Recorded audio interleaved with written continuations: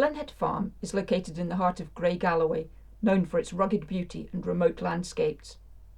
Today, it's an off-grid holiday destination, offering visitors a chance to connect with nature. In his day, Crockett wrote, "Time brings changes. The observation is not exactly new, yet we may venture to repeat it. For the man who is listened to is the man who is not afraid to say old things over and over again in his own way." In the 1890s, Glenhead was home to John and Marion Macmillan. Crockett's relationship with them is a significant, though little-known, part of his legacy. While we can learn something of Glenhead from the novels in which it features, a series of letters between Crockett and the Macmillans, held at Broughton House in Kirkcudbright as part of the National Archive, offers more personal insights into a relationship which developed and sustained over 2 decades.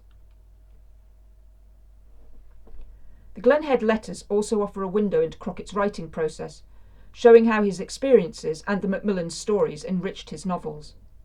They reveal his state of mind at some significant moments, for example, as he transitioned from the ministry to becoming a full-time professional writer. Crockett's first visit to Glenhead was for 2 days in mid-August 1893. He was accompanied by his research assistant John Brown. John Macmillan was known as the Herd of the Merrick due to his deep knowledge of the local landscape. As such, he was a perfect guide for Crockett, who was researching for magazine articles, but found material for several of his most popular works of fiction. The landscapes around Glenhead, specifically Loch Enoch and the Dungeon Hills, became central in many of his novels, including The Raiders, The Men of the Moss Hags, The Dark of the Moon, Silver Sand, as well as the novella Mads Utrecht of the Hills. More specifically, Crockett describes Glenhead itself in his 1904 work Raiderland. He writes, "Glenhead I saw for the first time in the broad glare of a mid-noon sun. All the valley swam in a hazy blue mist, and the heat smote down from the white lift as though the glass of a hothouse." This description surely transcends the changes of time, and it accords with my own memory of my first visit to Glenhead, then in ruins, in May 2015. Crockett's first visit had a lifelong and significant impact on him. It's fair to say that without the Glenhead experience, his fictional descriptions would have been much less rich and vibrant. But beyond the frequency with which he uses the surrounding landscape in his fiction, his letters to the Macmillans, often both humorous and written in Scots dialect, reveal Crockett's persona in a more immediate way than his fiction can possibly do. In a letter of the 17th of August 1893, reflecting further on his first visit, he wrote, "That was a never-to-be-forgotten walk that we had over the moors, but some day we must start early in the morning and spend the whole day there." Repeatedly over the years, his letters reveal a profound emotional connection to Glenhead.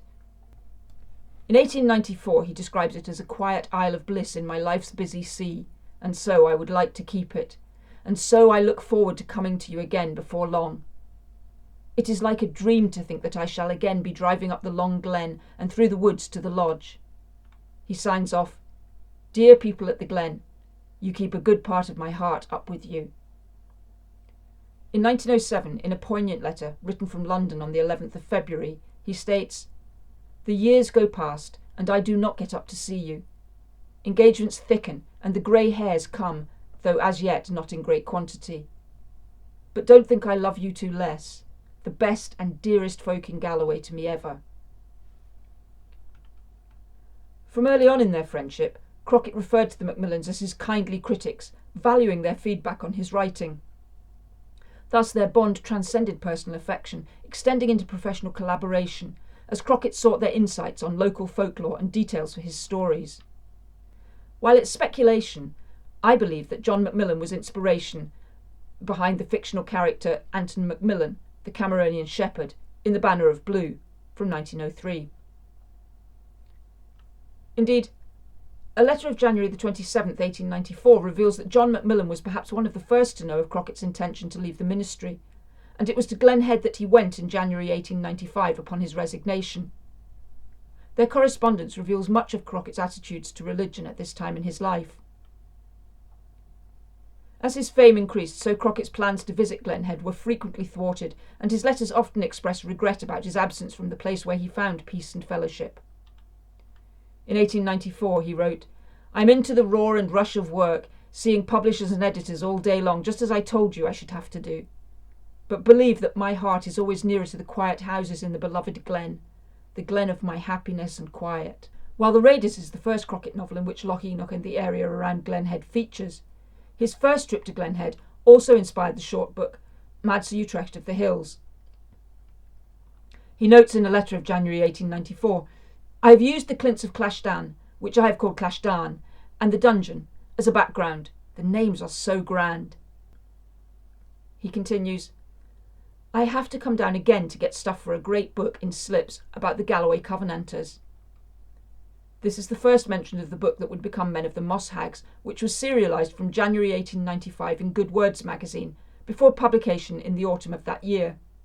This became the usual publishing strategy for most of Crockett's subsequent work for the rest of his life.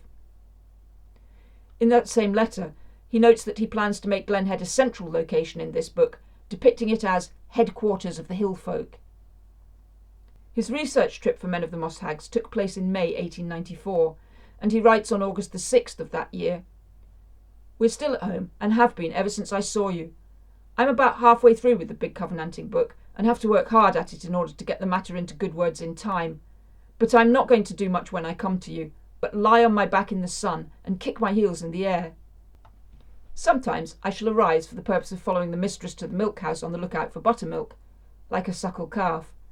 Sometimes I shall take the hills with the good man, and sometimes I shall bide at home and read the papers." We know that Crockett then spent some of September 1894 at Glenhead, later describing it thus, "Never had I so delightful a month during any holiday since I was married, as with my dear and good friends up at the Glen." The correspondence between Crockett and the Macmillans also provides a glimpse of the daily lives of rural communities in late 19th century Scotland.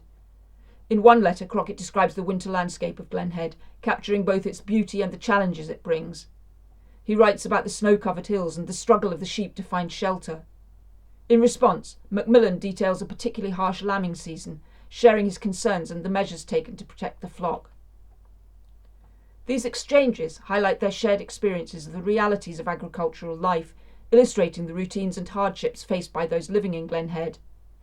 For all its beauty, in Raiderland, Crockett also observed, "I have been in Glenhead during those winter days when for 6 weeks the sun does not touch its highest chimney top, so deep the little granite house sits under the giant hills about it, Benenbrack, Curlywee, Lamachin, and its own Gary shouldering up close behind it."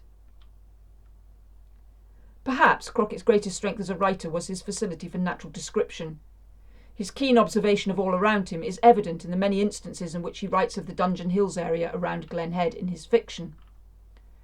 But from the letters between Crockett and the Macmillans, we can learn more about the deeper significance of his relationship to the land which soon became known as Crockett Country. For example, there was a shared interest in geology. Crockett sent what he believed was the best book on geology as a present for Marion. He said, "This book is a little present from me to the wife, if she will allow me." The author of the book was Sir Archibald Geckie, 1835 to 1924, who had been Professor of Geology at Edinburgh University around the time that Crockett studied geology in 1881. The Galloway Raiders archive has Crockett's university notebook from that academic year, which includes notes taken during geology lectures. While the notebook doesn't necessarily show a diligent student, his interest in geology obviously remained, as he wrote in a letter from 1895 asking, "I wonder if John could knock off and bring with him a little bit of the Clashdan rock, showing the burn the lightning made in the middle." In the first chapter of a later work, The Loves of Miss Anne, 1904, there is fulsome description of the powerful effect of lightning on sheep and the dogs tasked with looking after them. Crockett writes, "Easily enough Dan found the place where the bolt had fallen. It had split a great travelled stone, or boulder of granite, casting the fragments every way. Then the lightning had run along the ground among the heather, for all the world like the roots of a tree, burrowing and burning, shattering the more solid stones in its course, and throwing out the others to a distance. One of these scorched tracks had entered the door of the sheepfold." This paragraph serves to remind us that Crockett drew extensively on his Glenhead experiences throughout the rest of his writing life. For lovers of the Galloway Hills, the works inspired by Glenhead are among Crockett's most enjoyable. While the great Glenhead yew was felled in the process of the development of the current site, I like to think of Glenhead as the root from which many branches of Crockett's stories grew. The connection between Crockett and Glenhead is a testament to the enduring power of place and community in shaping an artist's vision. Because Glenhead was more than just a backdrop for his stories, it was a vital part of his creative process. So while there is little, if anything, of the Glenhead Crockett knew and loved left in the modern iteration, it is still a place of significance to anyone interested in his life and works. If you're interested in Crockett's description of Glenhead in Raiderland, you can download the whole book or listen to the excerpt. There are more than 30 letters in the correspondence between Crockett and the Macmillans, and my intention from 2025 going forwards is to make these available as part of a larger work of Crockett's life through letters. It's a mammoth task, but it's an adventure I look forward to embarking on in due course.